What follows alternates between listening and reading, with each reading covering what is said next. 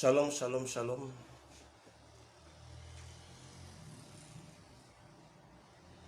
Soyez bénis, bien-aimés de l'Éternel. La grâce de l'Éternel surabonde sur vos vies et vous donne de pouvoir véritablement être nourris de par cette vidéo.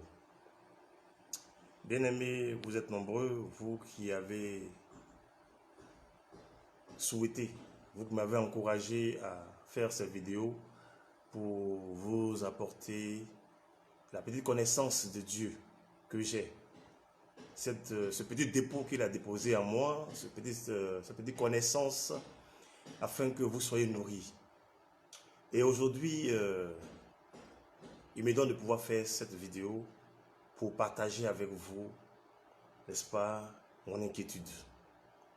Mon inquiétude se situe au niveau de l'Église, car aujourd'hui, l'Église n'a plus de repères.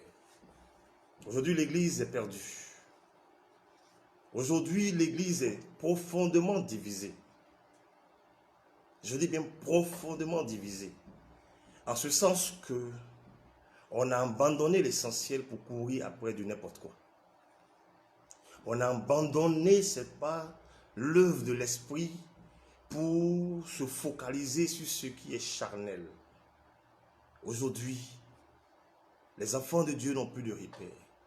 Parce que ceux-là même qui devaient leur apporter cette connaissance sont aussi perdus.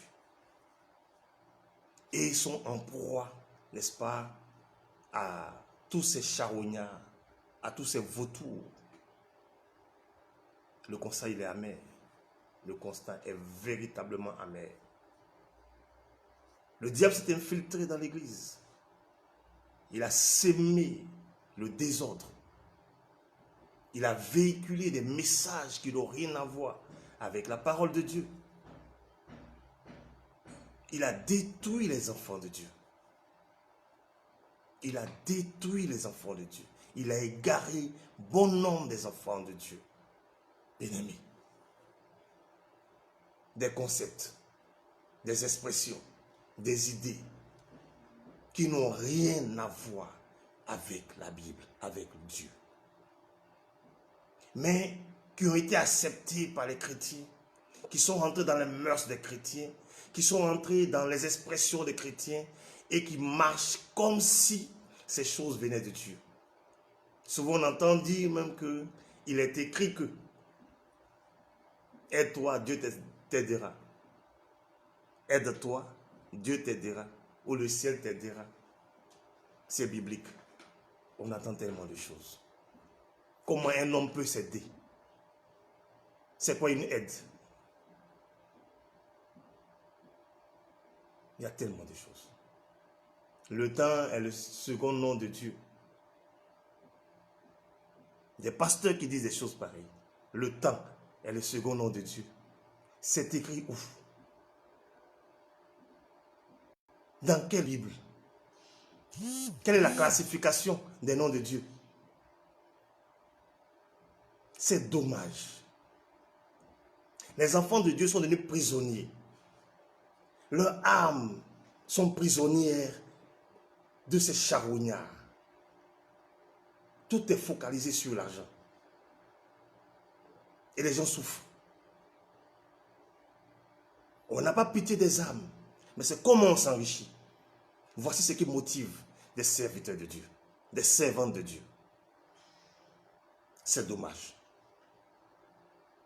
Mais je vous dis quelque chose. Aujourd'hui, l'église est divisée parce que les chrétiens ne prennent pas le soin de chercher Dieu, de fouiner dans la Bible, de rechercher l'Esprit de Dieu. Regardez, même dans la Bible, on a comme l'impression que Dieu se contredit. Parce que différentes traductions nous donnent différentes choses, différents passages bibliques, pour un même contexte, pour un même verset. On va prendre un exemple. Luc chapitre 14, verset 26. Dans ma Bible de Scofield, Luc 14, 26, Scofield dit quoi?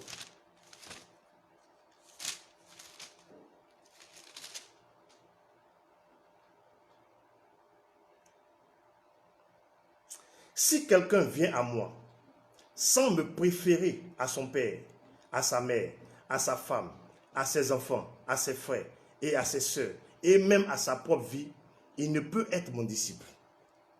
Ça, c'est ce que Luc 24, 14 plutôt, 26 dit dans Scofield.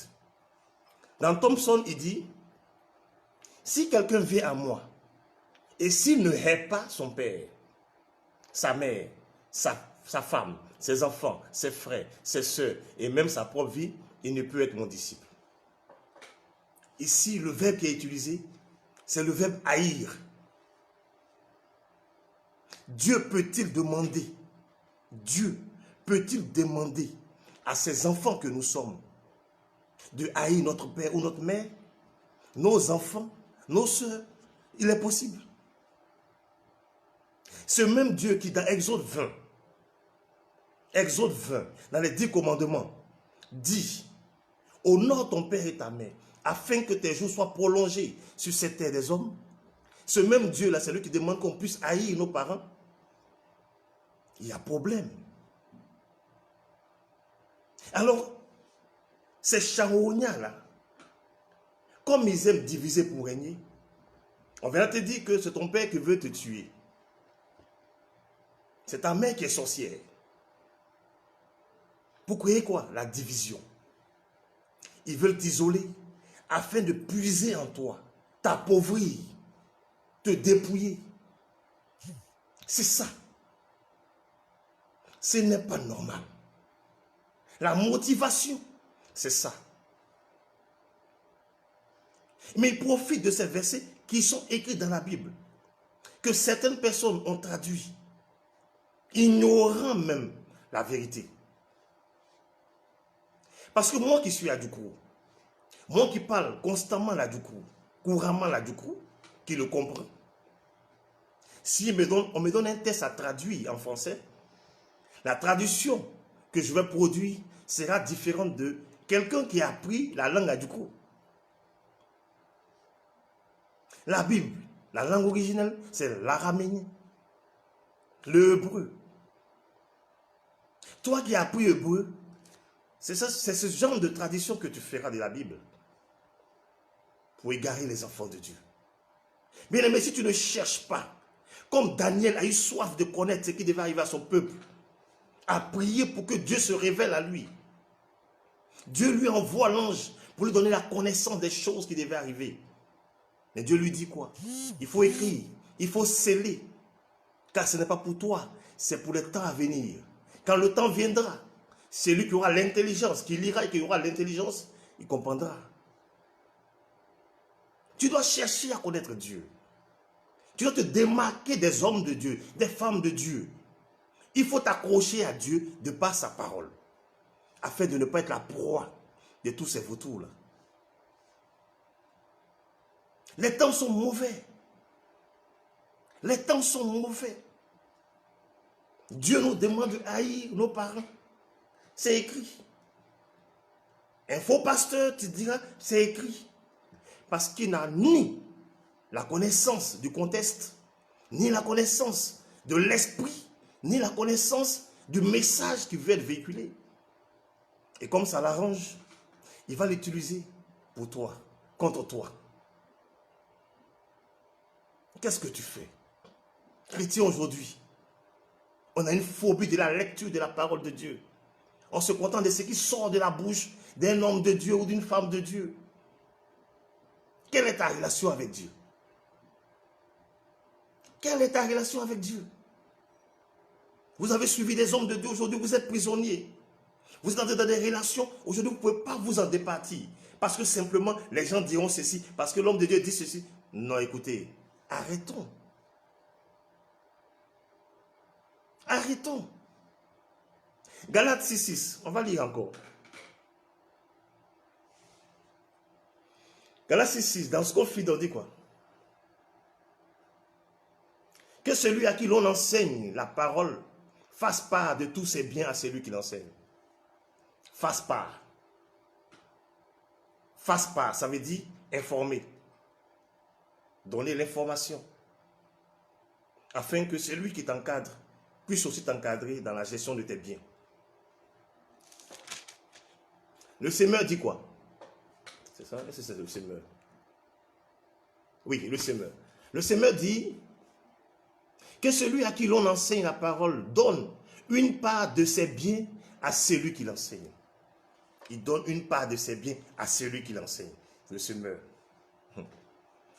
Allons-y. Thompson dit quoi? Thompson dit que celui à qui l'on enseigne la parole fasse participer à tous ses biens celui qui l'enseigne. Il devient gestionnaire de tes biens avec toi. Vous devez gérer vos biens ensemble parce qu'il t'enseigne la parole. C'est une traduction différente. André Chouaki, même qui est l'un des Hébreux, qui a traduit la Bible, écoutez sa traduction. L'enseigné dans la parole doit partager avec l'enseigneur tous ses biens. Dieu qui nous demande de manger à la sueur de notre front, c'est ce même Dieu-là qui nous demande de donner tout ce qu'on gagne à la sueur de notre front à celui qui nous enseigne la parole. On a écouté. Est-ce que vous comprenez combien de fois le diable s'est infiltré dans l'église? Aujourd'hui, les écrits de Paul, surtout Paul, qui était l'un des premiers persécuteurs, l'un des puissants persécuteurs de Jésus-Christ, ce sont ces écrits-là même qui divisent l'église. Parce qu'on ne comprend pas le contexte, on ne comprend pas l'esprit, on ne comprend pas le message qu'il véhicule. Paul s'en veut de ce qu'il a fait subir à Christ et à tous ceux qui le suivaient. Il a une rage, il a un zèle, il veut se rattraper. Mais, chose bizarre, quand vous lisez bien Paul, il sait faire la différence entre ce qu'il pense et ce que Dieu dit. Mais comme on ne comprend pas la Bible, comme on ne comprend pas l'esprit, on mélange tout et ça devient des sujets à palabre. Regardez comme les chrétiens sont divisés. Sur les réseaux sociaux, il faut les voir en train de macheter, Non, c'est triste. Même les païens ne le font pas. Même les païens ne le font pas. Regardez les musulmans un peu. C'est vrai qu'il y a plusieurs branches, mais ils ont la même manière de prier. Je crois qu'ils ont les 5 prières quotidiennes. Et puis, c'est la même chose. Mais pourquoi chez les chrétiens, chacun a pour lui? Ça, on ne fait pas. Ça, on fait. On a laissé la Bible, et puis nous-mêmes, on a créé des lois qu'on sait qu'on ne peut même pas respecter. Et puis, on est prisonnier de ces lois-là. Et puis, on ne peut pas vivre. Qu'est-ce qui ne va pas? Qu'est-ce qui ne va pas? Il y a des femmes qui sont entrées dans des relations. Des hommes qui sont dans des relations. Aujourd'hui, ils sont condamnés. Ils sont prisonniers. Parce qu'on dit qu'on ne divorce pas. Du n'importe quoi. Ce sera même le thème de mon prochain message. On va parler de mariage et de divorce. Bien-aimés, il y a problème. Il y a le feu à la demeure. Il est temps de rechercher Dieu. Il est temps de rechercher Dieu dans sa parole. Psaume 119, le verset 130 dit quoi? La révélation de ta parole est claire et elle donne de l'intelligence aux humbles. Bien-aimé, si tu n'as pas cette révélation de la parole de Dieu, tu es perdu. Parce qu'on fera de toi une marionnette dans ce monde-là. Tu seras la proie de ces vautours-là. Cherche Dieu avec son esprit. Cherche Dieu avec son esprit et tu seras éclairé. L'heure est grave. L'heure est grave. Regardez, le monde dans lequel nous sommes est un monde pervers à tous les niveaux. À tous les niveaux. Aujourd'hui, on veut nous faire avaler ce qui est abomination aux yeux de Dieu. Ce qui est normal aujourd'hui là est balayé du revers de la main. C'est ce qui est anormal qui rentrent dans les mœurs des gens aujourd'hui. Sont devenus des animaux que le diable traîne partout selon son bon vouloir. Parce que nous avons laissé l'essentiel. Parce que nous avons abandonné la lumière pour nous vautrer dans les ténèbres. Pour nous salir. Nous avons laissé le royaume pour descendre dans l'arène de la saleté. Attendez. Diantre. Dans quel monde sommes-nous? Vous voyez les gens en train de s'insulter, se dénigrer, parce que ceci, parce que cela. Écoutez, dans la Bible, moi je n'ai dans aucune des Bibles d'ailleurs, j'ai lu catholique, protestant, méthodiste, adventiste, septième jour, pentecôte. Ça n'existe pas. Ce sont des œuvres charnelles. Ce sont des œuvres humaines. Je suis chrétien. Je veux marcher selon Dieu. Point barre. Point barre. Le reste ne m'intéresse pas. Que me dit Dieu? Que me dit le Seigneur? Qu'est-ce que je dois faire pour plaire à Dieu? Qu'est-ce que je dois faire pour ne pas perdre mon salut? C'est de ça qu'il est question. Je ne parlerai pas de bénédiction parce que je suis béni. Le simple fait d'être en vie, je suis béni. Donc je ne parle pas de ce qui est évident. Je parle de ce que nous vivons qui peut nous éloigner de la présence de Dieu. C'est de ça qu'il est question. On ne parle pas de ce qui est essentiel. On s'acharne sur ce qui est inutile. On est prêt à critiquer lorsque ça ne vient pas de son bord. Lorsque un pasteur fait ceci, alors quand ce n'est pas ton pasteur, alors on va commencer à commenter, à l'insulter. Mais quand ton pasteur fait ces mêmes bêtises, tu ne parles pas. C'est quoi ce monde-là? Chrétien. Non, c'est triste. C'est triste. Que nous dit la Bible? Je vais terminer mes propos par le livre de Luc, chapitre 24. C'est ma prière. Comme je vous l'ai dit, aujourd'hui, je viens pour annoncer que désormais, je vais échanger. Comme à mon accoutumée, je vais dénoncer les tares. Je vais, à la lumière de la parole de Dieu, inspiré par le Saint-Esprit, démontrer ce qui est écrit dans l'esprit, dans le contexte, et non les interprétations charnelles qui se font et aujourd'hui qui ont miné le milieu chrétien. Non. Luc chapitre 24, le verset 44. Puis il leur dit, c'est là ce que je vous disais lorsque j'étais encore avec vous, qu'il fallait que s'accomplisse tout ce qui est écrit de moi dans la loi de Moïse, dans les prophètes et dans les psaumes. Alors il leur ouvrit l'esprit afin qu'ils comprennent les Écritures. Bien-aimés, on parle de Jésus-Christ qui est resté avec des gens, qui a soupé avec des gens, qui ont mangé avec des gens, qui a opéré des miracles, qui leur a donné des enseignements. Ils ont fait comme s'ils comprenaient. Ils ont dit ce qu'ils voulaient, oui. Alors que tout ce qu'il leur disait là, ils ne comprenaient pas. Il est mort, il est ressuscité et il vient encore les rencontrer. Luc chapitre 24, verset 44. On dit Jésus-Christ leur a ouvert l'esprit. C'est en ce moment qu'ils ont commencé à comprendre tout ce qu'il leur disait quand il était encore vivant, il était avec eux. Pour dire quoi? Si Dieu ne te fait pas la grâce de t'ouvrir l'esprit, que tu veux comprendre la Bible selon ton être, selon ton intelligence, tu vas te fourvoyer. Sa parole est un mystère qui n'est pas donné à tout le monde de comprendre. Bien-aimé, il dit, si vous me cherchez, je me laisserai trouver par vous. Il faut chercher Dieu.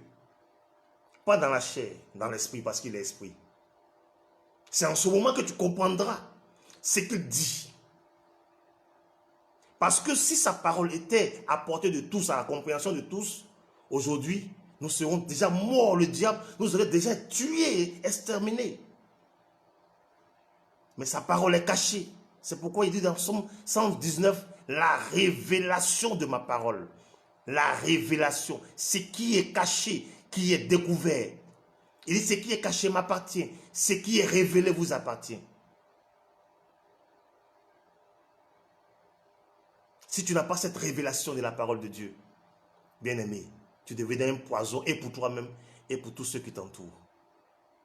Je prie que le Seigneur ouvre ton esprit, afin que la connaissance de sa parole se manifeste dans ta vie, dans ton esprit, dans ton âme, dans tout ce que tu possèdes. Afin que désormais tu sois délivré, n'est-ce pas, des liens de l'esclavage, des prisons sataniques qui t'engloutissent et qui ne te permettent pas de t'épanouir. Je souhaite de toute âme que tu prospères, que ton âme prospère à tous égards. Que ce n'est pas moi à cause des voitures que tu recherches. Le Seigneur n'est pas mort à cause du mariage que tu recherches. Il n'est pas mort pour ta beauté. Il n'est pas mort pour tout ce que tu recherches sur cette terre des hommes là. Il est mort pour ton âme. Il est mort pour que ton âme soit sauvée. Vous connaîtrez la vérité et la vérité vous affranchira. Beaucoup se contentent du mensonge aujourd'hui parce qu'ils n'ont pas encore entendu la voix de la vérité. Mais au fond d'eux, ils savent que ce qu'ils entendent, ça ne leur convainc pas. Leur esprit n'est pas d'accord avec ça. Mais comme c'est un pasteur qui a dit, comme c'est une servante de Dieu qui a dit, bon, on fait avec. Mais au fond d'eux, ils savent que ce n'est pas vrai. Ils attendent la vérité. Bien-aimé, je prie que cette vérité-là frappe à tes oreilles. C'est ça qui va t'affranchir. Tu cours après des prospérités, des bénédictions. Mais si tu as des milliards que tu as en prison, tu utilises milliards là comment? Comment tu utilises les milliards là quand tu es emprisonné? Oui, tu possèdes des milliards. Tu as couru après ce qui est vain, qui est vil. Tu as ça. Maintenant, tu es en prison, tu fais comment?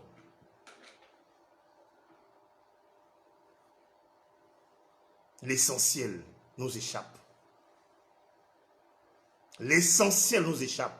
Pour la simple raison que nous recherchons le sensationnel. Ce que les gens disent, ce que les gens voient. Non, bien-aimé. Il est temps de mettre fin à ça. L'heure est grave. On ne parle même pas de ce qui mine la société. On a peur. Homme de Dieu que nous sommes, on a peur de parler de ce qui mine la société, qui empêche les gens de pouvoir vivre. Parce que soi-disant, on va nous mettre en prison. On va faire ceci, on va faire cela. Le berger est celui qui donne sa vie pour ses brebis. Je ne parle pas des bergers qui sont nés, je veux dire, gros, excusez-moi l'expression, qui ont ça dans les gènes. Mais on a vu des bergers qui étaient chétifs. Aujourd'hui, on ne peut pas avec eux. Mais ils sont devenus gros, gras. Et puis les brebis sont devenues chétives. Hein. Ils ont dépouillé les brebis. Ils ne donnent pas à manger aux brebis. Dieu, il a imagé, n'est-ce pas, ce ministère-là, par cela. Vous êtes des brebis. Il dit, paie mes brebis, paie mes agneaux. Ça veut dire, donne à manger. Donne-leur de la nourriture. Dans le physique, on voit les bergers en train de courir après le vert pâturage. Là. Il peut grossir. Il peut grossir. Il cherche à manger pour ses brebis, son troupeau.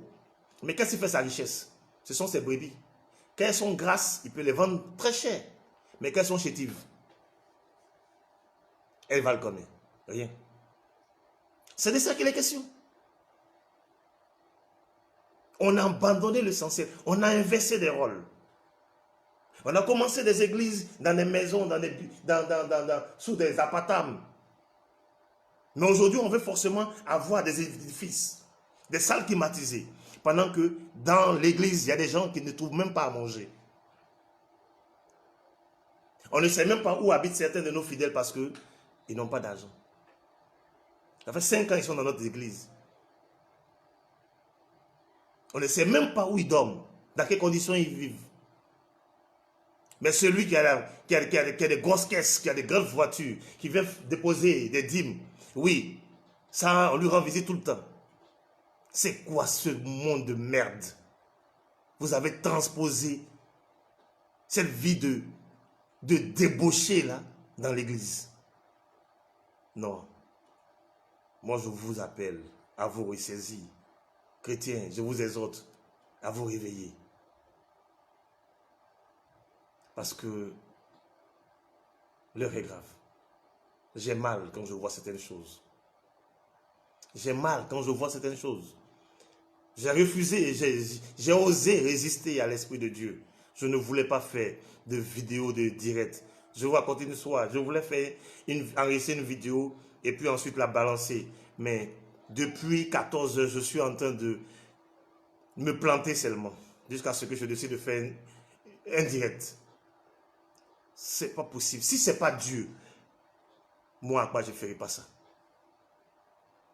Il y a longtemps, beaucoup ont voulu que je le fasse. Beaucoup m'ont exhorté, mais j'ai longtemps refusé. Mais pendant que je refuse, beaucoup sont en train de mourir. Beaucoup sont en train de s'égarer. L'obéissance vaut mieux que le sacrifice. C'est la raison pour laquelle je fais ce direct aujourd'hui. Et je pense que très bientôt, nous allons décortiquer des thèmes.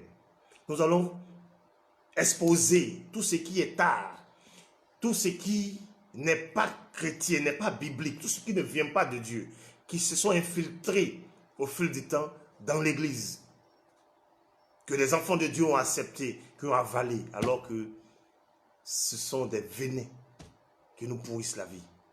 Et comme je l'ai dit, très bientôt, le mariage ou le divorce. Que dit la Bible? Que dit l'Esprit de Dieu? Parce que la Bible déclare que c'est poussé par le Saint-Esprit que des gens ont parlé de la part de Dieu. Ce que nous disons aujourd'hui, c'est parce que le Saint-Esprit a inspiré des gens qui ont écrit cela. Ce même Saint-Esprit, Dieu merci, est vivant. Il nous l'avait été promis, il est là pour nous enseigner toutes choses, pour nous révéler toutes choses. Il nous dira qu'est-ce qu'il pense ou pourquoi est-ce qu'il a inspiré certaines personnes pour écrire sur ce sujet-là, afin que nous demeurions dans sa présence et non prisonniers de ce que des doctrines que des personnes malveillantes ont introduites dans l'église. Bien-aimés, c'était mon passage d'aujourd'hui. Que la grâce de Dieu surabonde sur votre vie. Je prie que le Seigneur ouvre vraiment votre esprit. Je prie qu'il se révèle à vous. Je vous demande d'aiguiser cette soif de la parole de Dieu, de la connaissance de Dieu, afin qu'il vienne à votre rencontre et que vous montre de savoir ce qu'il convient de faire. Retournons à l'Éternel. Retournons à l'adoration première. Je dis toujours que les enfants d'une même mère appellent leur maman, leur mère maman. Les enfants d'une même mère diront maman, papa. L'étranger dira tonton ou bien monsieur. Si nous disons que nous appartenons tous à cette même église, à Christ, nous devons avoir une seule voix, une unique voix, et non pas dispersée. Des voix dispersées. Nous devons avoir la même manière de l'adorer, la même manière de l'appeler. C'est ce qui est. C'est ce qui devrait être. Mais si nous avons plusieurs manières d'appeler Dieu, plusieurs manières de l'adorer, c'est parce qu'il y a parmi nous des infiltrés. Il y a un qui est vrai. Il y a un unique vrai. Et tout le reste, c'est du faux. Comment déceler le vrai du faux? C'est de ça qu'il est question. Et ça, nous pouvons y arriver avec l'Esprit de Dieu.